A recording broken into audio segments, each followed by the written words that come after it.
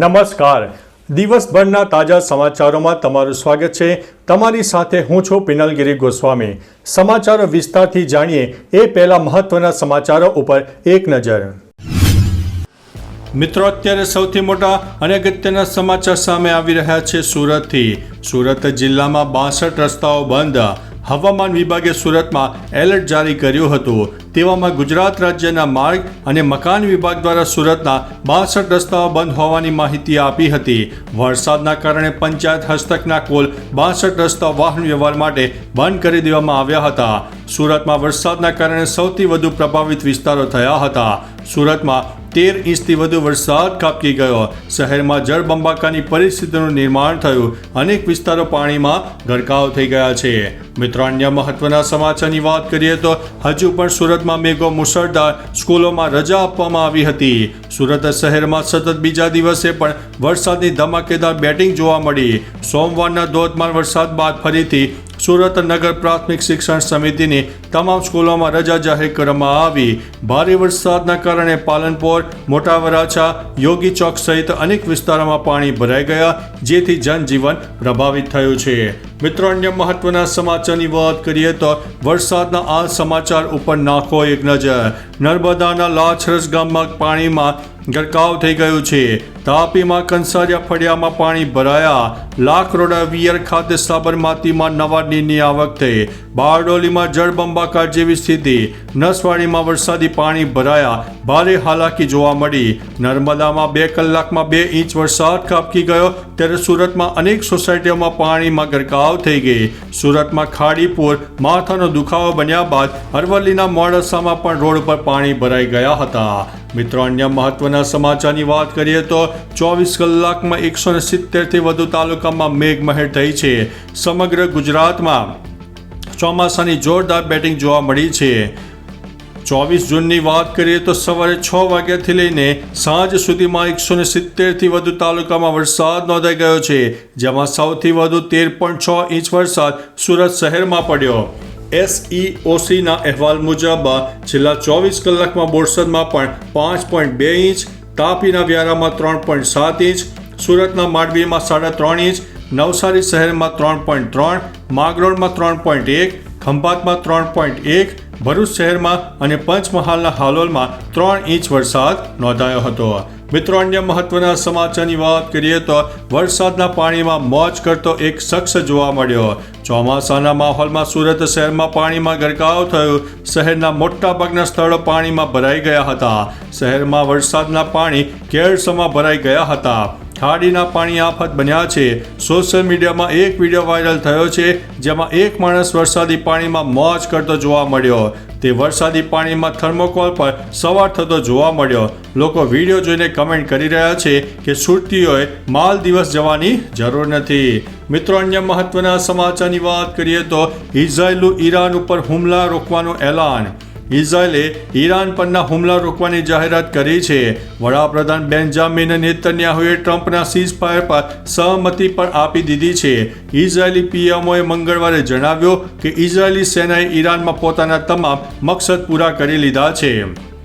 નેતન્યાહુએ સત્તાવાર નિવેદન આપશે. આ સમાચારથી લાંબા સમયથી ચાલી રહેલા તણાવનો અંત આવી શકે છે અને ક્ષેત્રમાં શાંતિની આશા બંધાઈ છે. મિત્રો, અન્ય મહત્વના સમાચારની વાત કરીએ તો ગોપાલ ઇટાલિયાનો વધુ એક જૂનો વિડીયો વાયરલ થયો છે. વિસાવદરની બેઠક પર આમ આદમી પાર્ટીની જીત બાદ સોશિયલ મીડિયા પર ગોપાલ ઇટાલિયાનો એક જૂનો વિડીયો વાયરલ થઈ રહ્યો છે. વાયરલ વિડીયોમાં ગોપાલ ઇટાલિયા ભૂતપૂર્વ ગૃહમંત્રી પર ચપ્પલથી હુમલો કરે છે. ટ્વિટર પર એક યુઝર્સ દ્વારા આ જૂનો વિડીયો પોસ્ટ કરવામાં આવ્યો હતો. આ યુઝર્સે ટ્વિટરમાં પોસ્ટ લખ્યું છે કે આખરે ગોપાલ ઇટાલિયા ઘણી બધી મુશ્કેલીઓનો સામનો કરી અને ભાજપની ભ્રષ્ટ નીતિનો વિરોધ કરીને આપના ધારાસભ્ય બન્યા છે.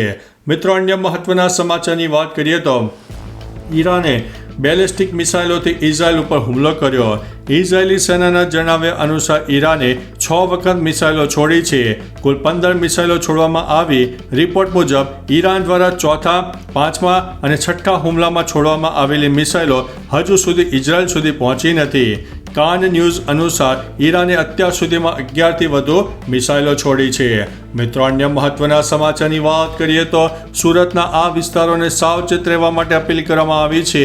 સુરતમાં ખાડી વિસ્તારોને સાવચેત રહેવા માટે અપીલ કરવામાં આવી છે, જેમાં સીમાડા ખાડી ભયજનક સ્તર 4.50 મીટર, ભેદવાડ ખાડી 6.90 મીટર, ભયજનક સ્તર 7.20 મીટર, મીઠી ખાડી 8.40 મીટર, જે ભયાનક ખતરનાક સપાટીની આસપાસ છે અને ખાસ કરીને 9.35 મીટરની નજીક પણ આવી ગયું છે. ભાઠેના ખાડી 7.50 મીટર, જેનું ભયજનક સ્તર 8.25 મીટર છે. કાંકરા ખાડી 6.35 મીટર, જેનું ભયજનક સ્તર 8.48 મીટરની નીચે છે. આ વિસ્તારોમાં લોકોને સાવચેત રહેવા માટે જણાવાયું છે. મિત્રો, અન્ય મહત્વના સમાચારની વાત કરીએ તો ગુજરાતમાં વધુ એક ધમકી અપાઈ છે.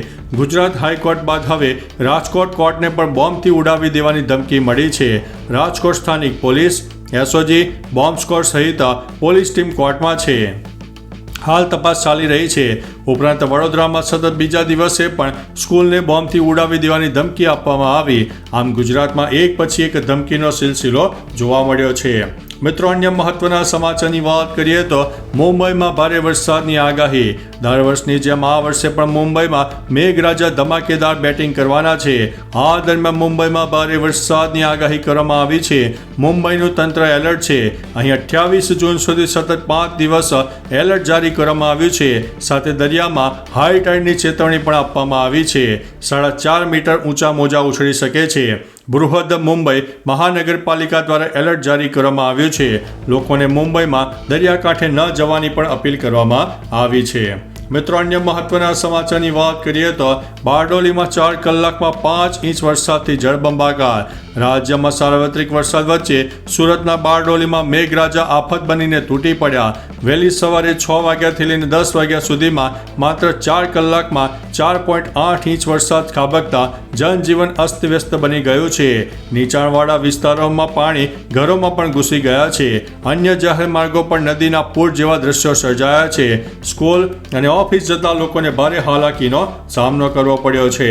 મિત્રો, અન્ય મહત્વના સમાચારની વાત કરીએ તો ધોધમાર વરસાદ. દાહોદમાં ધોધમાર વરસાદ વરસી રહ્યો છે. હવામાન વિભાગની આગાહી પ્રમાણે હજુ પણ ગુજરાતમાં મેઘરાજા મહેરબાન રહેવાના છે. દાહોદના અનેક વિસ્તારમાં વરસાદ પડ્યો. વસ્તી ગામે લોકોના ખેતરોમાં પાણી ભરાયા. છોટાઉદેપુરમાં ભારે વરસાદ ખાબકતા નસવાડી ગામ પણ સંપર્ક વિહોણું બન્યું છે. ગામમાં પાણી ભરાયા છે. લોકોને ભારે હાલાકી ભોગવવાનો વારો આવ્યો છે. મિત્રો, અન્ય મહત્વના સમાચારની વાત કરીએ તો હવે આ તારીખે શુભાંશુ શુક્લા અવકાશમાં જશે. નાસા અને એક્સિયોમ મિશન 4ની નવી લોન્ચ તારીખ જાહેર થઈ છે.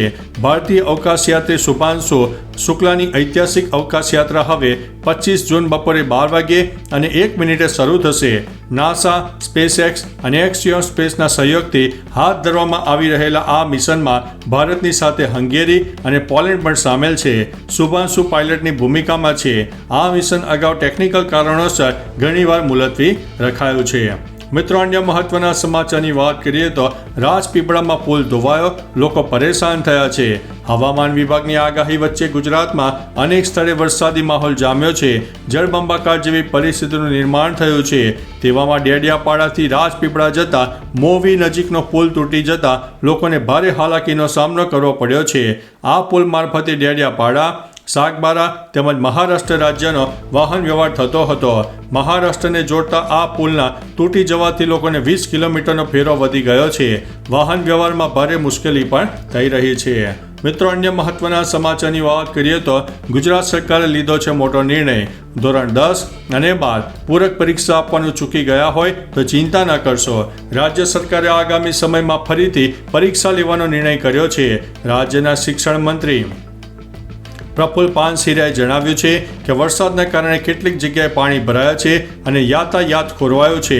તેવા સમયમાં પૂરક પરીક્ષા આપવાનું ચૂકી ગયેલા વિદ્યાર્થીઓ માટે પરીક્ષા આપવા એક નવી વ્યવસ્થા શિક્ષણ વિભાગ દ્વારા ઊભી કરવામાં આવનારી છે. મિત્રો, અન્ય મહત્વના સમાચારની વાત કરીએ તો છોટા ઉદેપુરમાં પણ વરસાદથી જનજીવન પ્રભાવિત થયું છે. હવામાન વિભાગની આગાહી અનુસાર છોટા ઉદેપુરમાં મુશળધાર વરસાદથી જનજીવન પ્રભાવિત થયું છે.